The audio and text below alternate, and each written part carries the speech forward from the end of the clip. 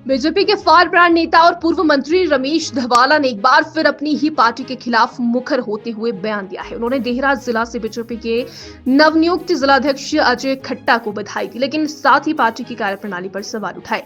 धवाला ने कहा कि बीजेपी अब अपने मूल सिद्धांतों और विचारधारा से भटक चुकी है। अजय खट्टा को बधाई देते हुए धवाला ने कहा कि उन्हें उम्मीद है कि नए जिलाध्यक्ष संगठन में सुधार लाने की दिशा में काम करेंगे, लेकिन उन्होंने ये भी कहा कि पार्टी को गालियां देने वाले लोग अब सर्वोपरि हो गए हैं और ये स्थिति पार्टी को कमजोर कर रही है।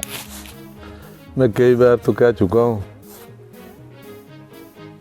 कि ना मुझे बुलाते हैं ना निकालते हैं, तो इसलिए ना मुझे किसी ने फ़ोन किया, ना संगठन ने किया, ना पार्टी के पदाधिकारियों ने किया। इसलिए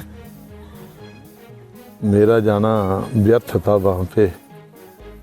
इसलिए मैं वहाँ पे जो उन्होंने किया वो ठीक किया, और ना मुझे बुलाया ना मैं गया था।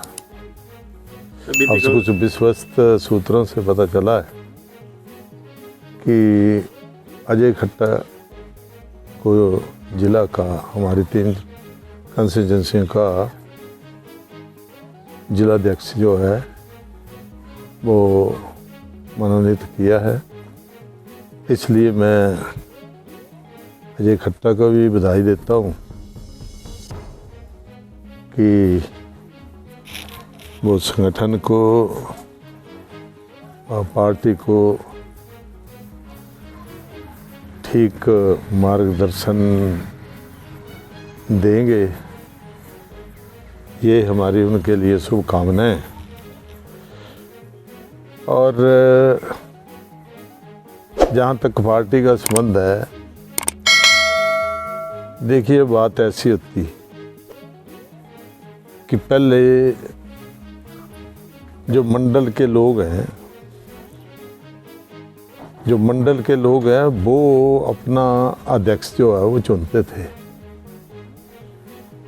और उसमें पूरी ट्रांसपेरेंसी, पारदर्शिता जो है वो होती थी, और उसमें संवाद भी बना रहता था। अब पार्टी का संविधान क्या है और पार्टी जो है वो किस तरीके से लोगों का चयन जो है वो कर रही है, वो तो हमारे जो प्रदेश के पदाधिकारी हैं वो जाने। लेकिन जो संवाद बना रहता था तो उसमें ये कोशिश की जाती थी, प्रयास किया जाता था कि मंडल में ही वो फैसला जो है वो किया जाता था, और फिर उस व्यक्ति को जिम्मेवारी जो है वो किसी भी पद पर दी जाती थी। अब जब ऊपर से ही नाम लिख कर के आ रहे हैं, इसको बनाना है, इसको ये करना है, ये तो लोकतंत्र की जो परंपराएं हैं वो भी अलाउ नहीं करती हैं। और मैं ये भी कहना चाहूँगा कुछ कमियां जो हैं, जो गिरावट है, वो तो सामने दिखाई दे रही है कि जो पार्टी को गालियां देते थे वो सर्वे सर्वा हो चुके हैं। जो कांग्रेस से आए हैं आज वो ही बीजेपी का मार्गदर्शन कर रहे हैं। तो इस पार्टी में क्या हो रहा है क्या नहीं हो रहा है वो हमारे कार्यकर्ता भी जानते हैं और समाज के लोग भी जानते हैं। तो इसलिए मैं इतना ही कहूँगा, ठीक है, हमारी सहमति नहीं बनी थी 2004 में जब इलेक्शन हुआ था, तो मैं भी जिले का अध्यक्ष रहा हूँ।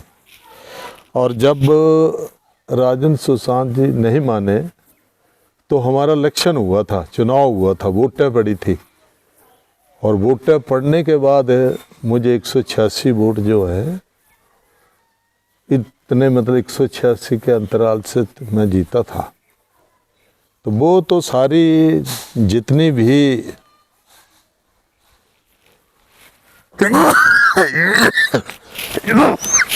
पार्टी की विचारधारा थी उसका अब जो है वो उल्ट हो रहा है। अब संवाद नहीं, अब हर जगह विवाद हो रहा है। वरना पहले मंडल में ही चुनाव जो हैं वो कराए जाते थे, मंडल की सहमति से ही पदाधिकारी बनाए जाते थे, उसमें भी विवाद जो है वो कम होता था। अब कांग्रेस में और बीजेपी में कोई अंतर नहीं है। बीजेपी एक बड़ी सिद्धांतिक पार्टी थी और इससे लोगों को, जो हमारे नेता थे, उनसे प्रेरणा मिलती थी।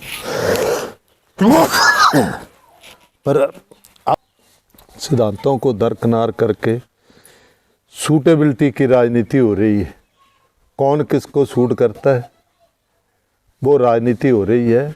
भला ही वो समाज में या पार्टी में उसका कोई आधार ना हो, लेकिन जिस नेता को जो आदमी सूट करता है उसको वो तरजीह दे रहे हैं, उसको जिम्मेदारी दे रहे हैं, जो कि सरासर वो संविधान के अनुसार वो गलत है।